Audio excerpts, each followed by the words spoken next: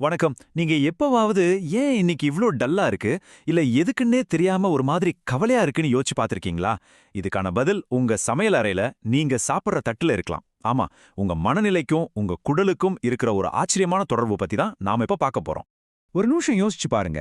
சில சமயம் வர்ற அந்த பதற்றம், நாள் முழுக்க ஒரு மாதிரி மந்தமா இருக்கிறது, திடீர்னு ஸ்வீட் சாப்பிடணும்னு தோணுமே, அந்த அடக்க முடியாத ஆசை, இதுக்கெல்லாம் காரணம் உங்க மனசில்ல, உங்க குடல்ல இருக்கிற ஒரு சின்ன பிரச்சனை தான்னு சொன்னா நம்புவீங்களா?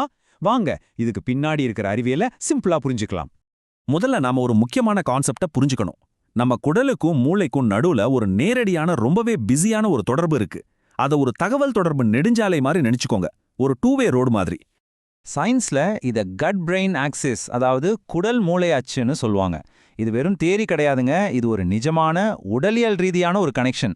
உங்க குடலுக்குள்ள வாழ்ற கோடிக்கணக்கான நுண்ணுயிர்கள் உங்க மூளைக்கு தொடர்ந்து மெசேஜ் அனுப்பிச்சிட்டே இருக்கு. சரி, இதை இன்னும் சுலபமா புரிஞ்சுக்கணும்னா, ஒரு சூப்பர் ஹைவேயை கண்ணு முன்னாடி கொண்டு வாங்க. உங்க குடல்ல இருக்கிற அந்த கோடிக்கணக்கான நுண்ணுயிர்கள் தான் இந்த ஹைவேல வர்ற குட்டி குட்டி மெசஞ்சர்ஸ். அதுங்க அனுப்புற கெமிக்கல் மெசேஜ் தான் உங்க மூடு எப்படி இருக்குன்னு முடிவு பண்ணுது. அப்போ இந்த சூப்பர் ஹைவே நல்லா இயங்கணும்னா அதுக்கு எரிபொருள், அதாவது ஃபியூவல் வேணும் இல்லையா? அதுதான் நாம சாப்பிடுற சாப்பாடு.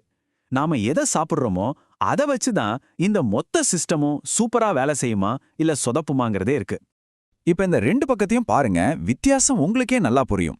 நீங்க சக்கரை, மைதா மாதிரி பதப்படுத்தப்பட்ட உணவுகளை சாப்பிடும்போது உங்க குடல்ல இருக்கிற கெட்ட நுண்ணுயிரிகளுக்கு ஒரு பெரிய பார்ட்டி வைக்கிற மாதிரி அதுங்க வளர்ந்து உங்க மூளைக்கு சிக்னல் அனுப்பி இன்னும் ஸ்வீட் வேணும், இன்னும் வேணும்னு கேட்டுட்டே இருக்கும். இதனால தான் சில சமயம் அந்த கிரேவிங்ஸை கண்ட்ரோல் பண்றது ரொம்ப கஷ்டமா இருக்கு. ஆனா இன்னொரு பக்கம், நீங்க நாள்சத்து நிறைஞ்ச காய்கறி, பழங்கள் சாப்பிடும்போது நல்ல நுண்ணுயிரிகள் சந்தோஷமாகி உங்க மனசை தெளிவாவும் அமைதியாவும் வச்சுக்க உதவுது. இன்னும் கொஞ்சம் விவரமா பார்க்கலாம். நீங்க சாப்பிடுற நார்ச்சத்து உணவுகள் உங்களுக்கு மகிழ்ச்சியையும் தெளிவையும் கொடுக்கிற செரோட்டோனின் உற்பத்தியை அதிகப்படுத்துது. தயிர், இட்லி மாவு மாதிரி புளிக்க வைக்கப்பட்ட உணவுகள் GABAங்கிற ரசாயனத்தை உற்பத்தி செஞ்சு உங்களை அமைதிப்படுத்தி நல்லா தூங்க வைக்குது. புரதமும் ஒமேகா 3யும் உங்க ஊக்கத்தையும் கவனத்தையும் அதிகப்படுத்துற டோபமைனை ஒழுங்குபடுத்துது.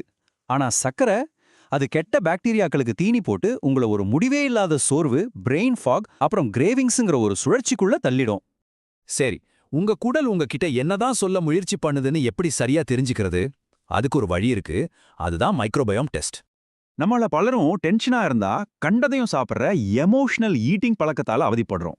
இதுக்கு காரணம் நம்ம மன உறுதி கம்மியா இருக்கிறதான்னு நம்மள நாமளே திட்டிக்கிறோம். ஆனா உண்மை அது இல்ல. அது உங்க குடல்ல இருந்து வர ஒரு பயாலஜிக்கல் சிக்னல். இதை புரிஞ்சுக்கிறதா படி. இந்த மைக்ரோபயோம் டெஸ்ட் மூலமா உங்க குடலுக்குள்ள என்ன நடக்குதுன்னு ஒரு முழு ரிப்போர்ட்டே எடுக்கலாம். உங்க குடலால சந்தோஷத்தை கொடுக்கிற செரோட்டோனினை எவ்வளவு உற்பத்தி பண்ண முடியுது, மூளையோட வீக்கத்தை குறைக்கிற பியூட்ரேட் அளவு எப்படி இருக்கு, உங்க உடம்புல நல்ல பாக்டீரியா எவ்வளவு இருக்கு, இப்படி பல கேள்விகளுக்கு இது பதில் சொல்லி உங்க எமோஷனல் ஈட்டிங்கோட ஆணிவேரை கண்டுபிடிக்க உதவும். இப்போ நம்ம கிட்ட பிரச்சனைய பத்தின எல்லா தகவலும் இருக்கு. இனி இதுக்கான தீர்வுக்கு வருவோம். உங்க மனநிலையை சரி பண்ண அறிவியல் பூர்வமா நிரூபிக்கப்பட்ட சுலபமா செய்யக்கூடிய ஒரு வழியை பத்தி இப்ப பார்க்கலாம்.